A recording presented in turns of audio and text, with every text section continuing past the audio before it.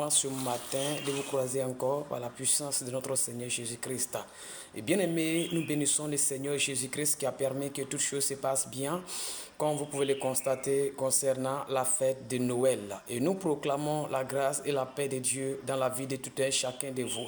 Que la grâce de Dieu vous accompagne. Nous sommes en train de parler, bien aimés, de la transfiguration de notre Seigneur Jésus sur le mont Tabor. Et il y a eu une rencontre entre Moïse, Élie et avec Jésus de Nazareth. Mais quel était le but de cette rencontre? Bien aimé, nous avons commencé la dernière fois à vous décortiquer. Aujourd'hui, nous allons continuer encore pour pouvoir achever cet enseignement. Bien aimé, la Bible nous dit que dans le livre de Matthieu, le chapitre 17, le verset 5, comme il parlait encore, une nuée lumineuse les couvrit, et voici une voix fit entendue de la nuée ces paroles: celui-ci est mon fils bien-aimé, en qui j'ai mis toute mon affection. Écoutez-le. Voilà ce que la parole est sortie du ciel. Lorsque Moïse, Élie, une nuée viennent les couvrir. Voilà la voix qui est sortie du ciel pour dire que celui qui est là en train de parler, celui qui est arrêté, qui est Jésus-Christ, alors c'est mon fils bien-aimé, en qui j'ai mis toute mon affection, en qui j'ai mis toute ma confiance. Donc écoutez-les. Donc ici à la fin, vous constatez qu'il y a ici un ordre qui est donné par Dieu. Pourquoi le Seigneur, je vous ai dit ici que leur rencontre était une rencontre pour accomplir quelque chose, pour parfaire quelque chose. Je vous ai dit que Moïse est le représentant de la loi, Élie est le représentant des prophètes. Parce qu'avant, dans l'ancien temps, il faut comprendre que, bien aimé, en Israël, qui était écouté? Donc Moïse était écouté. Donc tout ce que Moïse disait, parce que Moïse est l'intermédiaire entre Dieu et l'Israël. Donc toute chose est passée par Moïse. Donc Moïse communiquait la loi, les oracles de Dieu au peuple d'Israël. Donc qui voyait Moïse dans le monde spirituel, bien aimé, il faut comprendre que Moïse est le représentant, on dirait que Moïse est la loi. Et lui aussi est le représentant de tous les prophètes. Alors, qui parle d'Élie, en même temps, automatiquement, parle des prophètes. Donc, cette rencontre pour dire que maintenant, Moïse, ce n'est pas à lui maintenant qu'on écoute. Ce n'est pas la loi qu'on écoute maintenant. Ici, maintenant, ce n'est plus les prophètes maintenant, mais il y a une personne qui est unique. Il y a une personne unique qu'il faut écouter. Donc, qui est la parole, qui est le verbe de Dieu.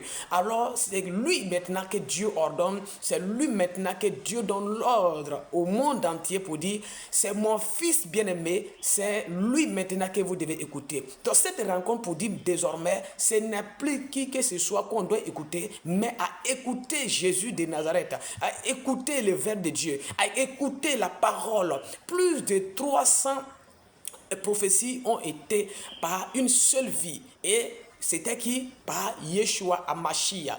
Désormais, c'est lui maintenant que vous allez écouter. C'est pourquoi, bien aimé, pour dire que la nuée qui est venue pour couvrir Élie, Moïse, pour dire maintenant que leur page est effacée, leur page est fermée. Donc maintenant, c'est la page de celui-même qui avait donné les lois, de celui-même qui a fait venir les prophètes. Donc maintenant, la loi l'appartient. C'est pourquoi les lois ne sont pas supprimées. Jésus n'est pas venu pour les supprimer comme il a dit.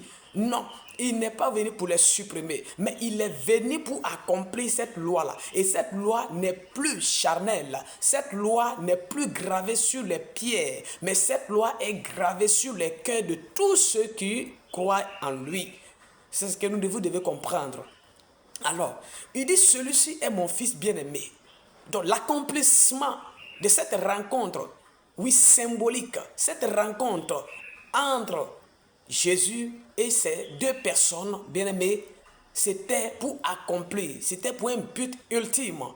Donc, il dit, toute mon affection, écoutez-le. Donc, désormais, pour dire, c'est Jésus qu'il faut écouter. Il n'y a plus autre voie que nous devons écouter. Il n'y a plus autre voie que nous devons emprunter. Mais Jésus, c'est lui qu'il faut écouter.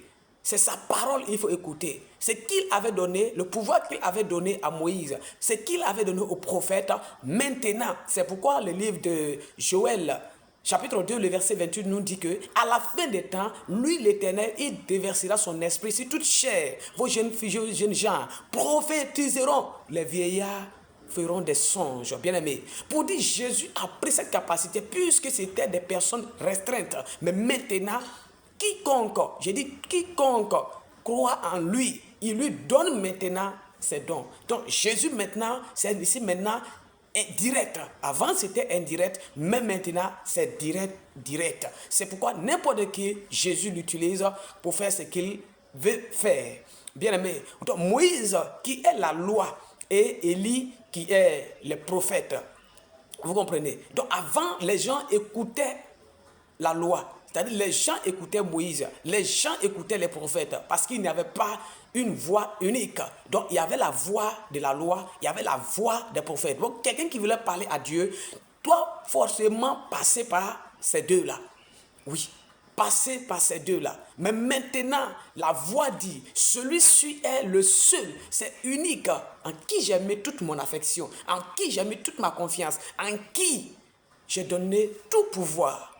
Écoutez-le, c'est un ordre qui est donné, bien aimé. C'est pourquoi il faut fixer les regards vers le Seigneur, courir vers le Seigneur. C'est très important, bien aimé. Mais il dit désormais, le Père désigne son Fils Jésus comme l'unique parole à suivre, parce que Jésus est le Verbe de Dieu. Jésus est le Verbe de Dieu, la parole de Dieu. Vous comprenez? Donc en grec, logos, qui veut dire la parole créatrice, elle qui donne la vie. Oui, donc ce n'est plus une loi inscrite sur les tablettes, sur la tablette de pierre, mais une parole inscrite dans le cœur de ceux qui croient en Jésus de Nazareth. Que Dieu vous bénisse. Donc ce n'est plus la loi qui nous purifie, mais c'est la parole de Jésus-Christ.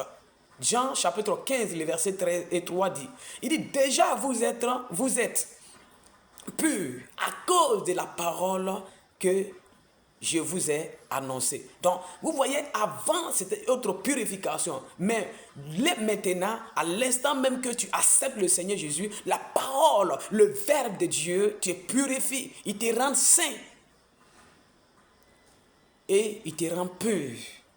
Que Dieu vous bénisse. Que la grâce de Dieu soit sur vous.